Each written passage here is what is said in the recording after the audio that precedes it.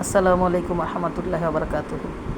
আমাদের জীবনে যখন কোনো ক্ষতি হয়ে যায়, কোনো ব্যক্তি বা বস্তু যখন আমাদের জীবন থেকে হারিয়ে যায়, তখন আমরা ভেঙে পড়ি, হতাশাগ্রস্ত হয়ে যাই, মেনে নিতে পারি না। কারণ আমরা জানি কিন্তু মানি না যে সব কিছু আল্লাহর সৃষ্টি। আমাদেরকে কিছু নির্দিষ্ট সময়ের জন্য পুরস্কৃত করা হয়েছে এবং সব কিছু আল্লাহর দিকে প্রত্যাবর্তনকারী। সেজন্য ওই অবস্থায় আমাদেরকে বেশি বেশি করে বলতে হবে, জোর করে হলেও বলতে হবে, আল্লাযিনা ইযা আসাবাত হুম মুসিবাতুন ক্বালু ইন্না লিল্লাহি ওয়া ইন্না ইলাইহি রাজিউন। তারপর বারবার বলতে হবে, ইয়াল্লাহুল মাহমুদু ফি কুল্লি ফিআলিহি,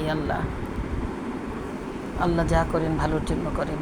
এবং এরপর আমরা বলতে পারি, ইন্না লিল্লাহি ওয়া ইন্না ইলাইহি রাজিউন, আল্লাহুম্মা আজিরনি ফি মুসিবাতি ওয়া আখলাফ লি খায়রাম মিনহা। অর্থাৎ, আল্লাহ তুমি আমাকে এর বিনিময়ে উত্তম প্রতিদান দান করো। আল্লাহ আমাদের সবাইকে বোঝার তৌফিক দান করুন, আমল করার তৌফিক দান করুন। আল্লাহ হাফিজ।